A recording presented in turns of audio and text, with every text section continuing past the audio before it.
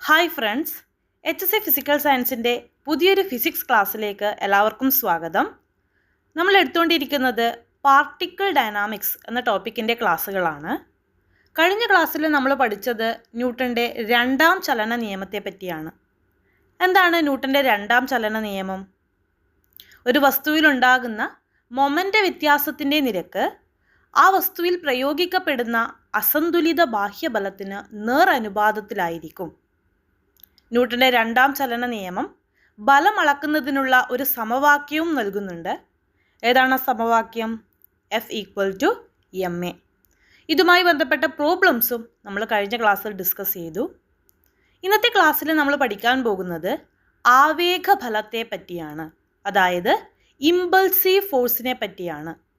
എന്താണ് ആവേഗഫലം? നമുക്ക് ചുമരിലൊരു ആണി തറപ്പിക്കണം എന്ന് വിചാരിക്കുക. നമ്മൾ എന്താണ് ചെയ്യുക? ഒരു ഹാമർ ഉപയോഗിച്ച് വലിയൊരു ബലം ആ ആണിയിൽ പ്രയോഗിക്കും, അല്ലേ? ഇത്തരത്തിൽ വളരെ ചെറിയ സമയത്തിൽ പ്രയോഗിക്കുന്ന വലിയ ഫലത്തെയാണ് ആവേഗഫലം എന്ന് പറയുന്നത്. എന്താണ് ആവേഗഫലം? വളരെ ചെറിയ സമയത്ത് പ്രയോഗിക്കുന്ന വലിയ ഫലമാണ് ആവേഗഫലം. ഈ ഫലത്തിൻ്റെയും സമയത്തിൻ്റെയും ഗുണനഫലത്തെ നമ്മൾ വിളിക്കുന്ന പേരാണ് ഫലത്തിൻ്റെ ആവേഗം അഥവാ ഇമ്പൾസ് ഓഫ് എ ഫോഴ്സ്. ഇമ്പൾസിൻ്റെ യൂണിറ്റ് എന്ന് പറയുന്നത് ബലത്തിൻ്റെയും സമയത്തിൻ്റെയും യൂണിറ്റ് ആയിരിക്കും, അല്ലേ? ഇമ്പൾസിൻ്റെ യൂണിറ്റാണ് ന്യൂട്ടൺ സെക്കൻഡ്. അപ്പോൾ നമ്മൾ എന്താണ് പഠിച്ചത്? നമ്മൾ എന്താണ് ആവേഗഫലം എന്ന് പഠിച്ചു, എന്താണ് ബലത്തിൻ്റെ ആവേഗം അഥവാ ഇമ്പൾസ് എന്ന് പഠിച്ചു, ഇമ്പൾസിൻ്റെ യൂണിറ്റും പഠിച്ചു. ഇമ്പൾസ് കണ്ടെത്താനുള്ള സമവാക്യമാണ് ഫോഴ്സ് ഇൻറ്റു ടൈം. ഫോഴ്സിന് മറ്റൊരു സമവാക്യം നമുക്കറിയാം, അല്ലേ?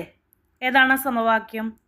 ഫോഴ്സ് എന്ന് പറയുന്നത് മാസ് ഇൻറ്റു ആക്സിലറേഷനാണ്, അല്ലെങ്കിൽ ഫോഴ്സ് എന്ന് പറയുന്നത് മാസ് ഇൻറ്റു v-u/t ആണ്. ഈ ഇക്വേഷൻ നമുക്ക് ഇമ്പൾസിൻ്റെ ഇക്വേഷനിൽ സബ്സ്റ്റിറ്റ്യൂട്ട് ചെയ്താൽ നമുക്ക് കിട്ടും ഇമ്പൾസ് F/t എന്ന് പറയുന്നത് m into v-u/t into t ആണ്.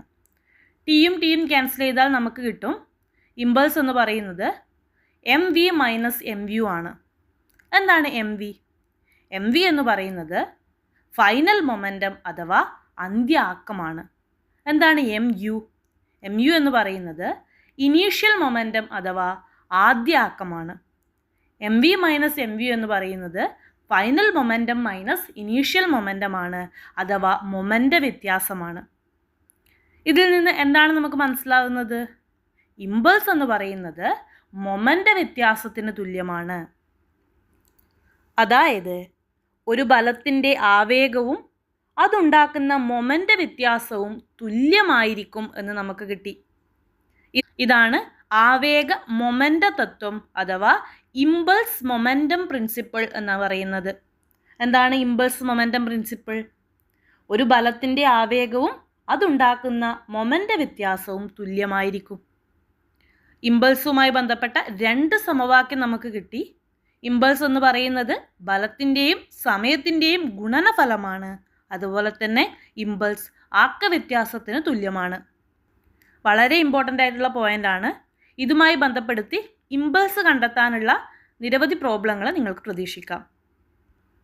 അപ്പം നമ്മൾ പഠിച്ചത് ആവേഗം ആക്ക വ്യത്യാസത്തിന് തുല്യമാണ് എന്നാണ്. ആവേഗം എന്ന് പറയുന്നത് ബലം ഇൻറ്റു സമയമാണ്. ബലം ഇൻറ്റു സമയം ആക്ക വ്യത്യാസത്തിന് തുല്യമാണ്. ഇനി ആക്ക വ്യത്യാസം സ്ഥിരമായിരുന്നാൽ നമുക്ക് കിട്ടും ബലം എന്ന് പറയുന്നത് സമയത്തിന് വിപരീത അനുപാതത്തിലാണ് എന്നത്. അതായത് ആക്ക വ്യത്യാസം സ്ഥിരമായിരുന്നാൽ വസ്തുവിൽ അനുഭവപ്പെടുന്ന ബലം അത് പ്രയോഗിക്കാനെടുത്ത സമയത്തിന് വിപരീത അനുപാതത്തിലായിരിക്കും. പ്രയോഗിക്കാനെടുത്ത സമയം കുറയുമ്പോൾ അനുഭവപ്പെടുന്ന ഫലം കൂടും. അതുപോലെ തന്നെ പ്രയോഗിക്കാനെടുത്ത സമയം കൂടുമ്പോൾ അനുഭവപ്പെടുന്ന ഫലം കുറയും.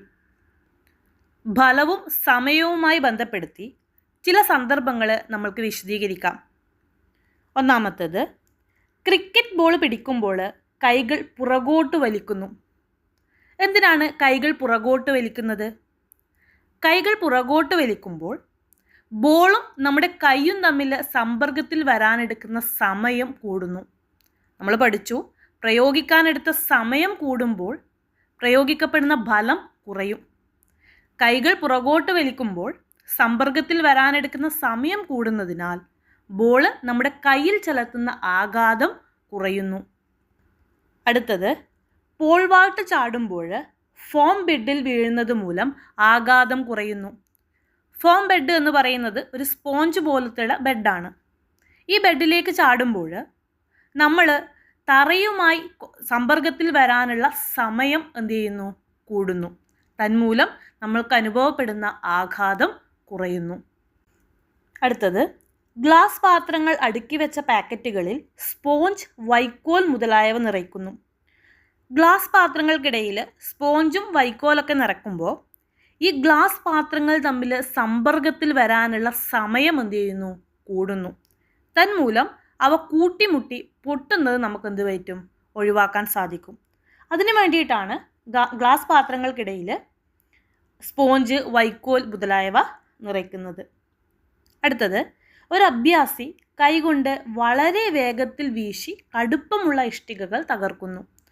വളരെ വേഗത്തിൽ വീശുന്നു എന്ന് പറയുമ്പോൾ ചെറിയ സമയം കൊണ്ടാണ് വലിയ ബലം കൊടുക്കുന്നത്. നമുക്കറിയാം, പ്രയോഗിക്കാനെടുത്ത സമയം കുറയുമ്പോൾ അനുഭവപ്പെടുന്ന ഫലം വളരെ കൂടുതലായിരിക്കും. അതുകൊണ്ട് അഭ്യാസിക്ക് വളരെ വേഗത്തിൽ ഇഷ്ടികകൾ തകർക്കാൻ സാധിക്കുന്നു. മുകളിൽ പറഞ്ഞ സന്ദർഭങ്ങളിൽ നിന്ന് ഫലവും സമയവും വിപരീത അനുപാതത്തിലാണ് എന്ന് നിങ്ങൾക്ക് വ്യക്തമായി മനസ്സിലായിട്ടുണ്ടാകും. ഇന്നത്തെ ക്ലാസ്സിൽ നമ്മൾ പഠിച്ചത് ആവേഗ ബലത്തെ പറ്റിയും ആവേഗ ആക്കതത്വത്തെ പറ്റിയുമാണ്. എന്താണ് ആവേഗ ബലം?